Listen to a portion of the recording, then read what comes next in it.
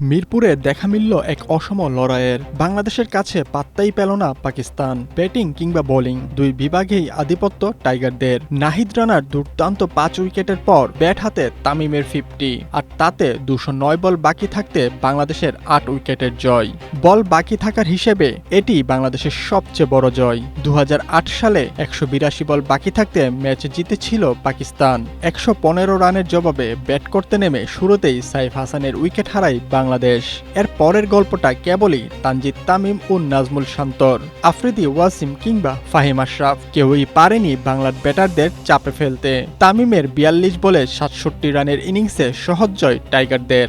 আগে ব্যাটিংয়ে নেমে নাহিদ রানার অবিশ্বাস্য বোলিংয়ে বিপাকে পড়ে পাকিস্তান। শেষ দিকে ফাহিম আশরাফ 37 রান না করলে দলীয় রান 100 পার হতো না সফরকারীদের। 24 রানে নাহিদ রানা নেন 5 উইকেট।